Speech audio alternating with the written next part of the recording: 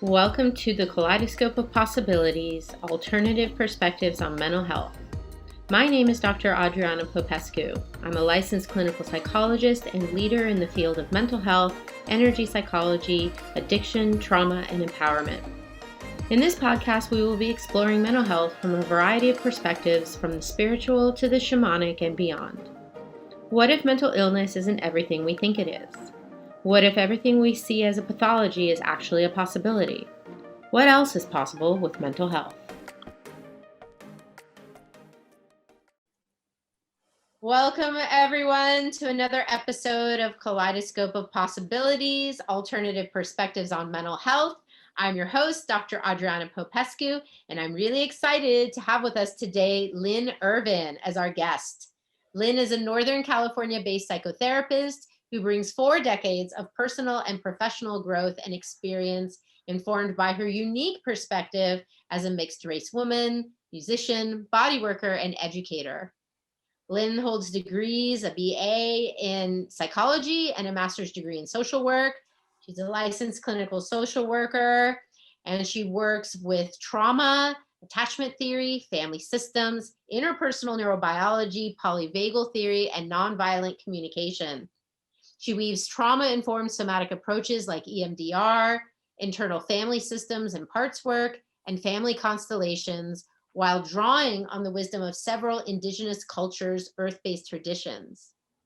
Often, connections aren't seen until we look deeply into the symptom and the family history and ask the right questions. That's what we're going to explore with Lynn today. Lynn understands how to help her clients move toward a felt sense of belonging and self-compassion by teaching them how to make sense of the trauma stored in their bodies and the origins of their suffering. Welcome, Lynn.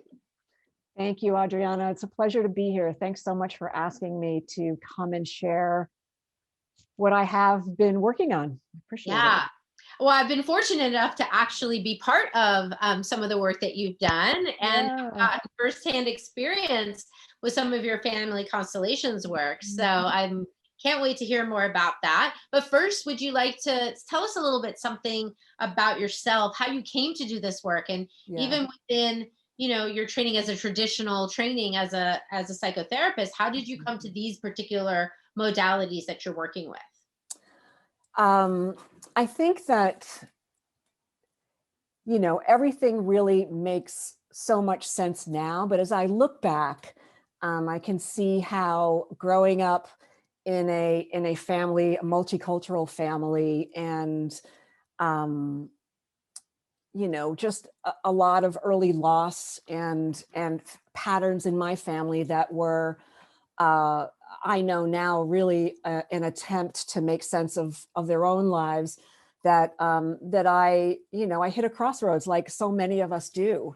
And, when I did that, I began to really listen and look at what I was doing to manage all these feelings that were coming and all of this frustration and confusion about who I was and my relationships with everything and everyone. And when I started listening and looking at things, I started understanding that there were things going on with my body. And so as I began to take care of my body, I became obsessed with alternative healthcare. I got into recovery myself. At the time, I was a drummer. I played drums for about 10 years in bands in New York and Boston. And I was obsessed with body work. And as soon as I received a body work session myself, I knew in an instant that I had to do it.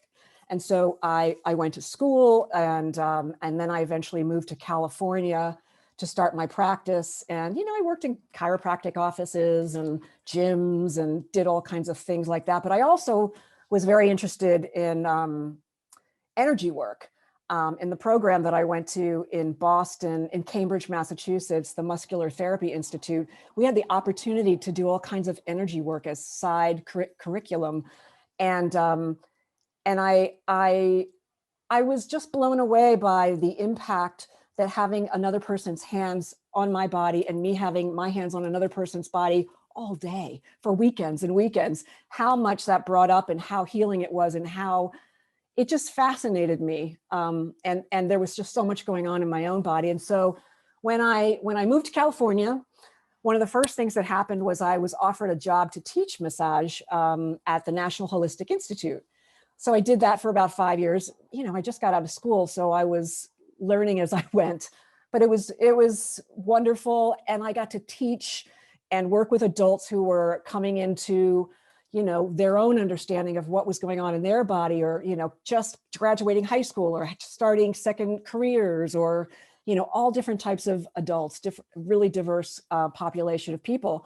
And I was working with clients, and I had a client who would shake on the table. And I was just like, oh my, I don't like, I can't, and nothing I know how to do right now is working or helping.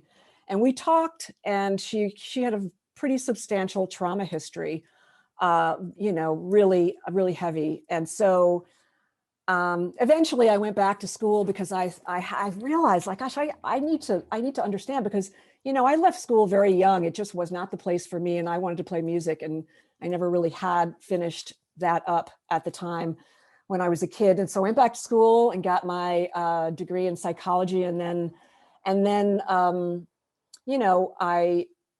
I was really interested in, how do we get this? How does this, like, how does this happen? And I said, I'm going to work with kids. And so I started studying child development and learning. And then, of course, I always would forget, oh, I was a child. That's right. This happened to me too. I developed. And then, the pieces started coming together, and I wound up going to San Jose State. And they had a very culturally diverse program. And in terms of, the way that I had grown up, and the misunderstanding I had about myself was because I phenotypically look like probably a European American or Puerto Rican or whatever, something person. But I'm half African American and half Irish. And I just really never felt seen, and I never felt like I belonged or fit in. And, I continue to do that work. I mean, I'm constantly learning and growing. But anyway, so I really wanted to study that and work on that in my graduate program. And then one thing led to another. And so I wound up working with kids because I was really interested in.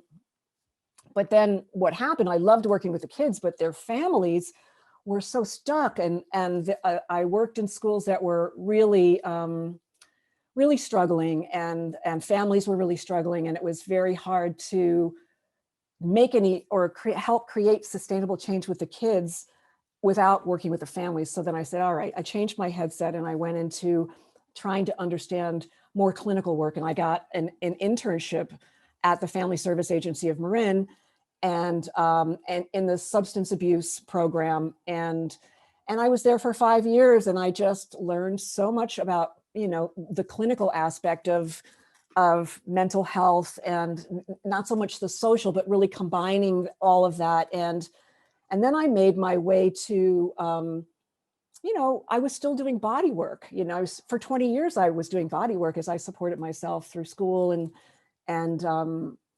I just thought, God, how do I know there's something here that, like, I just don't quite get all of it together yet. And so I did do a couple of Reiki 1 and Reiki 2.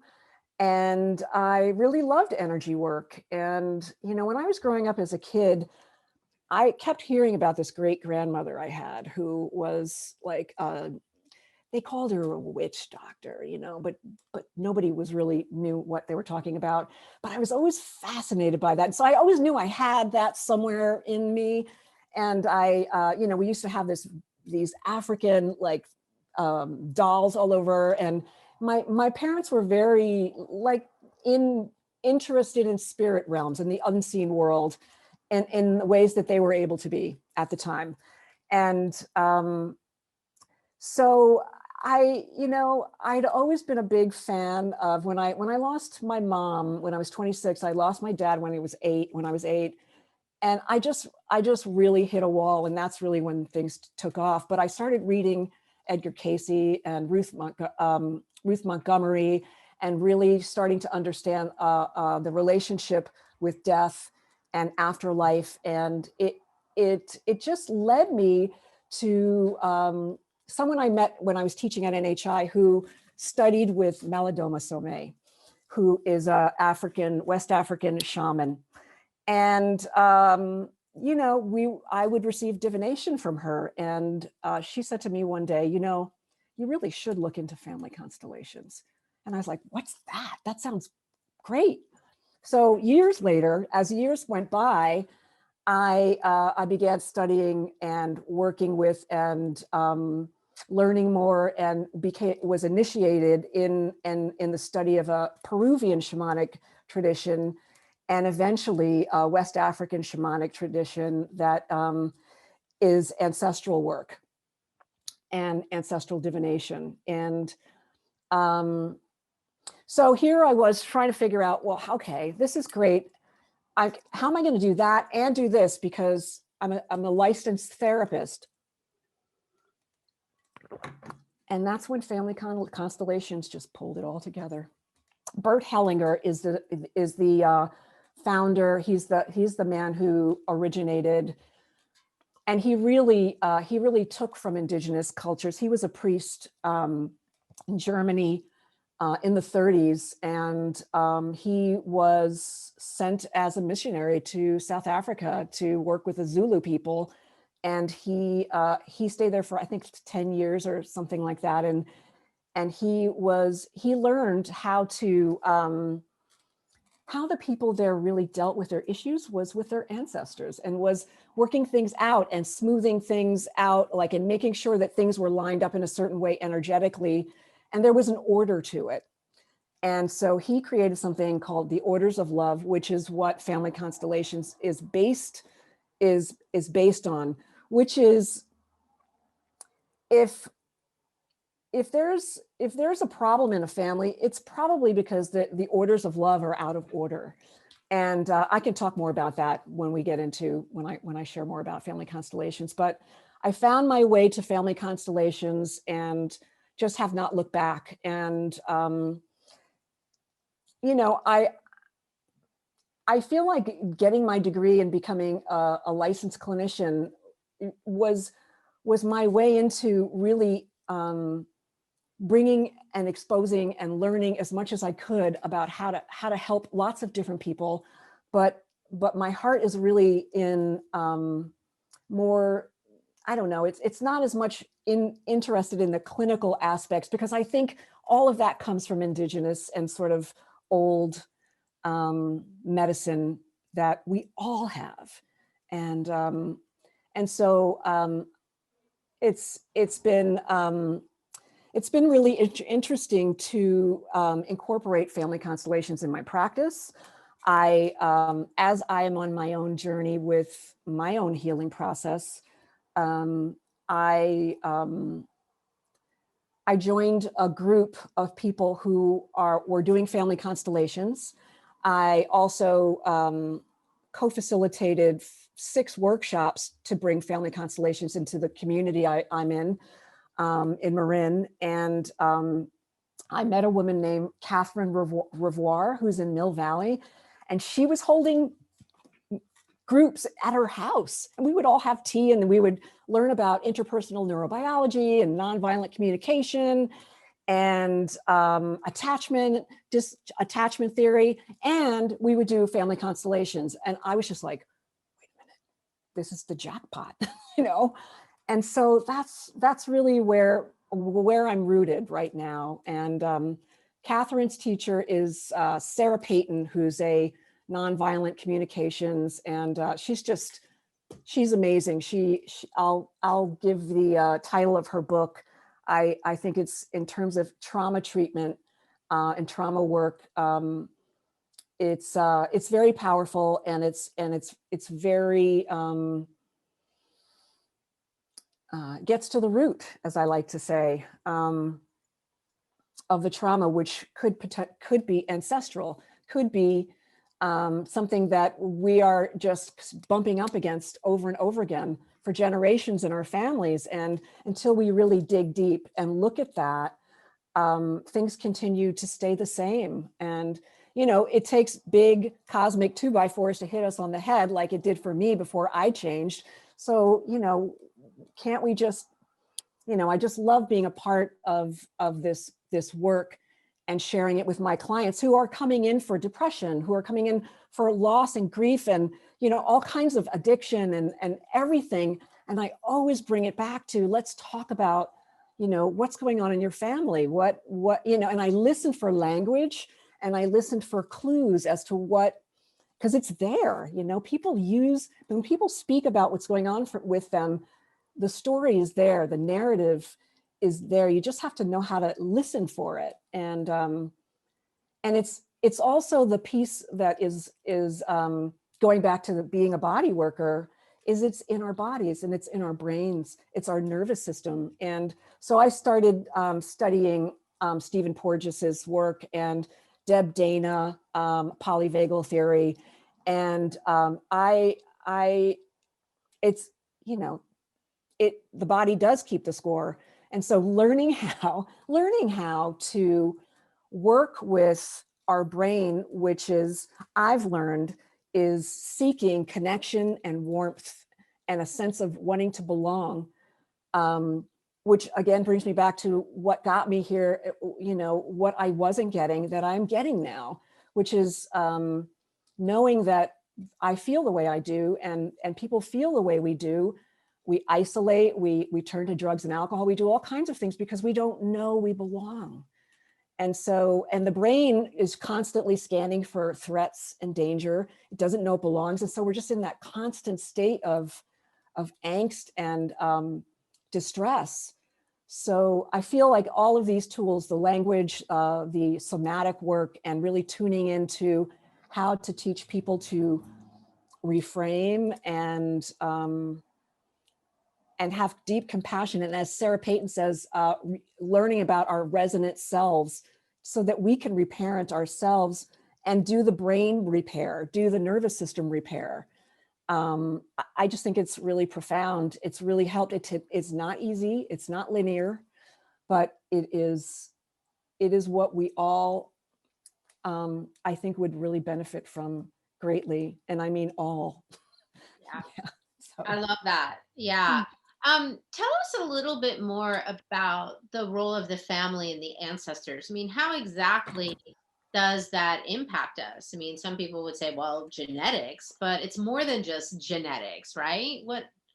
Yeah, I think that's a great question, because as I was preparing, you know, I tend to be, anyway, I won't tell you what I tend to be, but I was looking at, you know, the words that, you know, epigenetics and transgenerational, intergenerational, what does it all mean? And what I've come to understand is that transgenerational is in the Western world, in the world where we need hard science and we need to understand what's happening, are patterns that are handed down through family systems for generations. For example, you know, there are ways of coping or ways of beliefs about belief systems, limiting beliefs, you know, and I know you do this work really well. I know your work is very much focused on how the limiting beliefs we have about ourselves creates the reality we have. And how did this start? Where does this come from? You know, and oh, I forgot to mention another one of my teachers, Mark Wallin. He's an amazing, amazing family constellations trainer, and I study with him. Amazing. But there's an example in his book, and I always like to tell the story about this young man. He was about 19 years old, and I think he just turned 19, and all of a sudden he wasn't able to sleep. He was waking up at the same time every night, and he was freezing. He was just cold. And he went to doctors and acupuncturists and naturopaths, and he went to Mark. And Mark said, you know, because he was looking at, you know, his mental health, and he was just, you know, someone must have just suggested it to him. And Mark said, what do you know about your family history? You know, like and so he said, I don't know, I'll go home and ask my mom, you know. And so he talked to his mother, and he found out that he had an uncle that his father's brother, who his father and his father's brother worked on lines. I can't think of what they're called. They're like, they're out in the wilderness and they're putting up electrical lines or different kinds of lines, for lack of a better way to put it. And it's desolate and they're out in the middle of nowhere. And I guess there was a storm that was coming, and this person's uncle froze to death. He wasn't able to get out, and there was a huge storm, and he froze to death. And he was 19, and so that began this path for this young man to really kind of understand what he was feeling in his body, and what the connection with what Mark helped him understand was that nobody talked about this uncle anymore. Everybody pushed it away because it was too painful. So when, one of the orders of love in constellation work is when we don't acknowledge and when we push aside anyone in the system, then there's going to be an entanglement, or there's going to be a problem in some way, because the love doesn't get to flow, because everybody needs to belong and everyone needs to be acknowledged. And once he talked to his dad, and things got better. I think it took some time, but it was a real introduction to understanding how, that what we don't know about our families and the things that happened long ago are still happening. I mean, that's a pretty incredible story. But it just, and I mean, obviously there are the environmental sort of socioeconomic, there are the things that get passed down. But when we look at, when I ask clients to do genograms, with Family Constellations training I have a long list of questions that is incredibly thorough, asking about stillborns, asking about, is anybody, the regular stuff when we do an assessment. But these are more in-depth questions, such as, has anyone lost a fortune? Has anyone lost a business? And thinking about what country or the origins of people. And, for example, the Native people, First Nation people in this country, or the Holocaust, or, anything, overseas. And, were people impacted in those ways? Of course, everyone's families were. So of course we carry, there are, I was in a constellation once where there was a man whose constellation it was, who he came looking for help because he just could not move forward in his life. And he had Native American ancestry. And through doing this constellation, which was very powerful, and the people that represented in the constellation were Native Americans on the Trail of Tears who had died. And he was holding the guilt that he couldn't go forward because he couldn't move forward because they couldn't, because his loyalty to them was so, I'm getting chills in my head. But his loyalty to them was, that love was so strong. He didn't know them, but he felt it was in his nervous system, it was in his psyche energetically. And so as a representative of one of the people who had died, I was representing in that constellation. And we said to him, go on with your life. We're dead. It's okay. We need to acknowledge, yeah, we're dead, but we don't want you to die. Go live your life and enjoy your life and have a good life. And so he was able to hear us, who, he wasn't, he didn't really ever understand that so many things that we just don't even think of come up in a constellation because it's so organic.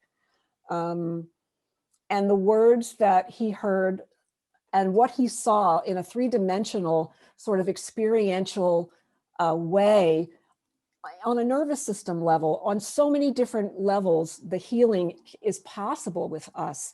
And it's not cognitive, it's not mental. And it's, as a matter of fact, when we do constellations, we ask people to not talk about it or think about it, so not to get in the way of the process of the energy and the healing. And we're working with our ancestors, of course, doing that, because sometimes I'm bringing in, if I do a constellation, a great grandfather, or I usually go back 3 generations. And there's just there's so much healing that is possible when we tap into that field of everybody wants to be acknowledged. And what happens when people are not acknowledged is problems. So it's a very somatic, it's a very experiential way of working, which I've learned to do through Mark Willin in my office when I was in an office, and now I do it online. But just one-on-one with people doing constellations, because you can use constellation work for not just people in relationships, but I've been in a constellation where I was the right brain and someone else was the left brain. I mean, you can be out in nature, you can be a country, you can be God, you can be love, you can, whatever you want to represent in someone's constellation that will serve, that is in service of their healing in their bodies and in their family systems. The constellation facilitator is tapped into hopefully something that helps to understand what's needed. But it usually starts with like the parents and the person. And yeah, so tell us more about like that, because there may be some people in our audience who have no idea what a family constellation is. What is it exactly? How does it work? Okay. So I had a really great paragraph of it, because I will do my best to just go ahead and say it, but I do have something if you want clarity, because it's a family constellation, like just logistically, is we are working within the unseen world, and we know that indigenous people and our ancestors that were living in a time where you were out in nature and there wasn't a disconnection. That's what we're looking at. Well, that's what we're working with. We're working with a system that is nature. That's how I see it. And the flow of nature and the flow of things as they should be, so that there can be I guess harmony. I wouldn't say harmony, because nature is kind of brutal. It's not necessarily rainbows and unicorns, but there's a flow. And so Bert Hellinger watched the Zulu people that he was working with, and for generations in where they were living. This is something that for generations they just knew. But for us, we have to sort of shift the way we think about things. And if someone were to come for a constellation, they come with what's heavy on their heart. What are they working on? And then we ask a lot of questions to find out the family system, do a genogram, look at where the entanglements are, where there might be abuse, where there might have been a miscarriage, where there might have been a murder, where there might have been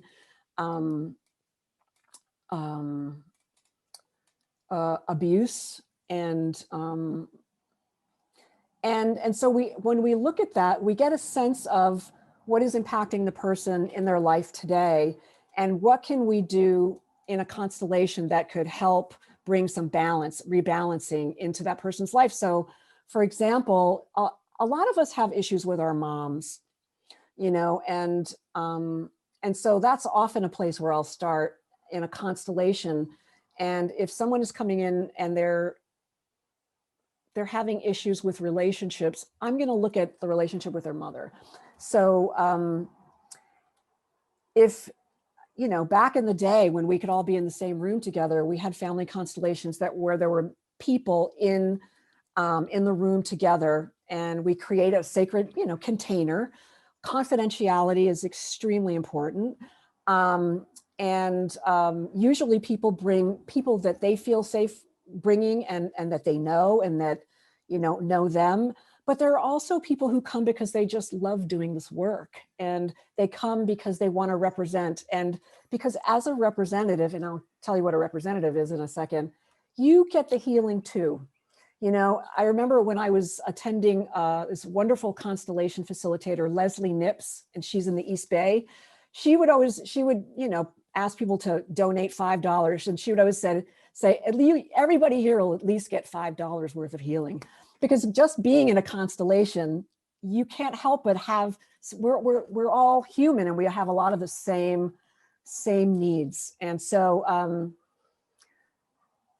we would have maybe 6, 8, I don't know, could have maybe 5 people in a room sitting in a circle, and the person whose constellation it is would sit, and then people in the circle who are there step in as representatives, and they represent what the constellation facilitator is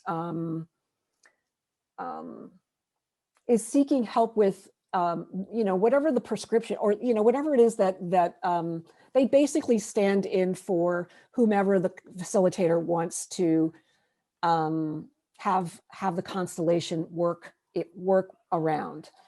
And so a representative will stand up, and the constellation facilitator might write down mom or dad, or the problem, or the gift, or the symptom, or there's so much creativity available at our fingertips doing this work. It's just endless how we can approach and the issues. And so when the representative takes the piece of paper, they may or may not know who or what they're representing.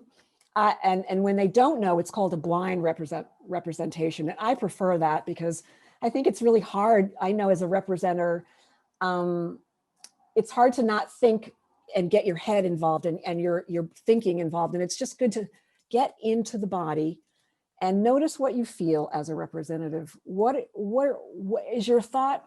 I want to get out of here. Is your thought, I feel numb? Are you looking at other people in the constellation and having feelings about them? And so it's really an opportunity for the representative to just tune into their bodies and, where do they want to go? Where does their body want to go?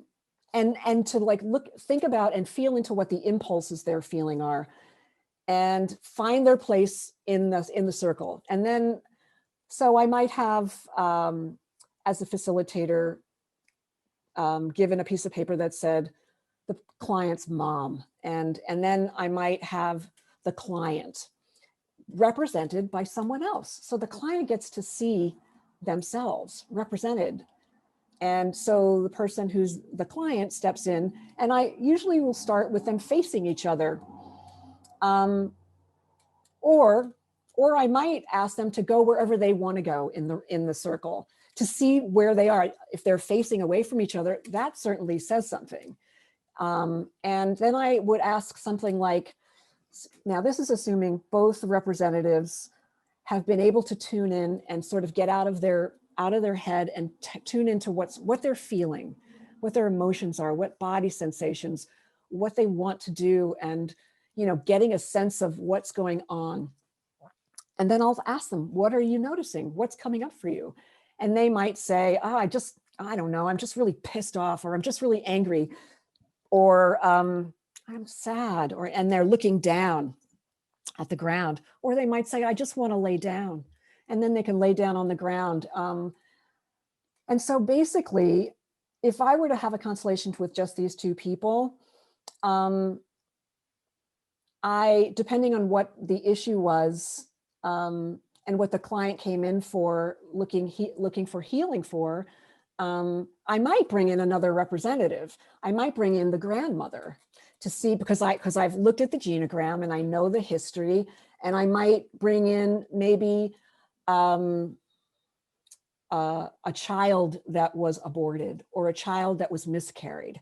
And then having interactions and a felt sense in the bodies of the representatives to speak what they're feeling and to speak about to each other and say, in the language, there's a specific way of using the orders of love in order to clear whatever there is in the way. And one of the things might, for example, be a mother and a child, the client as the child. She might be representing herself or himself as a very young child, and the child may have taken on the mother's pain and the mother's just completely felt responsible for caring for her. And that's a problem in the orders of love, because the adults and the parents are what Bert Hellinger would say, you're big and I'm small, and you are my mother and I am your child. And just saying that simple sentence can bring about a shift in the energy. Or the mother saying to the child, I'm the mother, you're the child. Let me take care of this. I'm supposed to take care of you. I mean, that can be profound for someone to see that. And so there are other ways of doing constellations without people. Sometimes, we use objects like crystals or different things that we can, or sometimes I'll ask clients to write down a number and I'll have in mind what it is, and the client themselves will actually stand on the pieces of paper that are correlated with whomever in the constellation I want to bring in, and for them to have a felt sense of what's happening with each of those representations can be a way to do it one-on-one without all the people. But I will say, and I do want to give some information about constellations that people can attend, and these wonderful teachers that I have who where you can actually attend. It's free. You can do it online. So I would like to just encourage everyone to check it out for themselves and see what it's like. It's hard. It's kind of hard to explain, but I hope I've done an okay job. Yeah. And where can people find those constellations if they want to participate? I would like to say that Sarah Payton, I guess I should have, can we say that information will be on the show notes? Yeah, absolutely. We'll put it in the show notes, because Sarah Payton has a book, and her book is Your Resonant Self. Fabulous. She's the person who really incorporates all the different neuroscience, nonviolent communication, family constellations, but she does a lot of constellation work on her website. You can find that. Catherine Revoir is someone who has monthly constellations, and she facilitates groups using Sarah's, mastery, the wonderful combination that she's sharing. And so it's all online. And then I'm sure there are other people doing constellations as well. I also attended NLP Marin. I did a facilitator's training there as well. And I think Michelle Masters is the person who I trained with. And I believe she's doing constellations online as well. So I'll make sure to give you that information. Fabulous. Yeah, it is hard to talk about. It is one of these things that you really do have to experience it firsthand, because it doesn't make logical sense.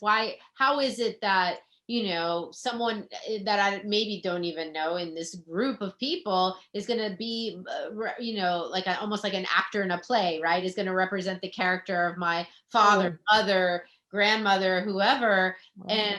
But it's so there's offshoots of this. There's like family sculpture and, right, other types of creative modalities where you do that. And it's so powerful because you're not part of it. You're kind of the witness, and you're letting those characters kind of interact. There's something about it that is incredibly powerful. I attended a Family Constellations actually at the ASAP, the Energy Psychology Conference, where Michael Reddy was the guy. He had he was looking at racism in America or something around, and like he had different countries, people from different countries represented, and these were the slaves, and these were the owners, and these were the poor Irish immigrants, and it was like this That's right. American melting pot, and people were crying and people were angry, and it was like unbelievable. It's like we tapped into the collective unconscious or something. Totally. I love that you brought that up. It's one of the most powerful uses of this modality is for all of that is showing up in the shadow right now. Yeah. And yeah, it's powerful, and doing it together. It involves us actually being together, doing it together, and grieving. Yeah. I think it accesses all of those suppressed emotions. And especially in previous generations, our parents and grandparents, they didn't talk about things. Traumas were shoved under the rug. That's right. Were secrets. There's secrets I know comes up in this work. There were secrets. It wasn't talked about. And it so often explains these symptoms or these problems that don't seem to go away. I have a friend who has these weird money issues. She grew up wealthy, like but then you find out the grandfather or great grandfather in stock market crash and lost everything and killed himself. And she's feeling the effects 2 generations later of that and having that anxiety. She has this anxiety about, oh, I'm going to lose all the money. Like, there's no indication in anything. Yeah, that's a beautiful example. It's not about sense making, and all our mind and our brain wants to do is make sense of it. And I'm glad you reminded me. One of the workshops I facilitated was around health issues, health conditions that show up in the body, and being able to understand and have a representation of the symptom in the room to understand and to actually hear what the symptom has to say and why it's there and what does it want you to know. It's very powerful. And Stephen Hausner is another resource who, and I think there's someone else too who's works with physicians. There are people, and they're not really medical intuitives, but they use this modality to understand what's going on. The first constellation I ever went to was there was a woman who was a homeopathic practitioner, and she worked with animals in San Francisco Zoo. And she it was profound. We were representing, I didn't know what I was representing, but it turned out in the zoo, one of the baby giraffes had died. And they were trying to find a homeopathic remedy for the mother because she was grieving so heavily and she was not doing well. And by using Family Constellations, we were able to understand or decide, figure out which homeopathic remedy was going to be the most efficient. And I was the deceased baby giraffe. And that was my first constellation. And I have to say, I was like, all I wanted to do was lay on the floor. I didn't feel anything. It was profound. So we can really use this in so many ways and to heal. But yes, symptoms, health issues, symptoms as well. You mentioned depression, right? Yes, right. Mental health issues. Absolutely. Absolutely. Yeah. Wonderful stuff. Oh my gosh, I'm so glad we've had this conversation. Lynn, how can people find you if they want to discover more about your work or any workshops you have coming up? Where can they find you? LynnErvin.com is my website.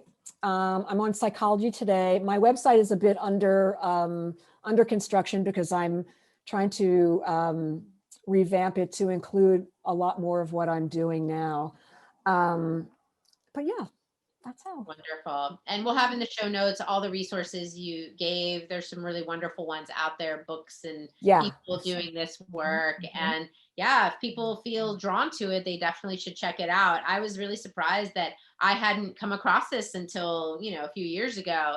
But I love the work, and I've worked with a lot of clients. I'm not trained in this, but I've had clients who've done this work and just Mhm. said profound shifts, mystery, symptoms and things go away, and then just Yeah. like much really transpersonal, intergenerational, Absolutely.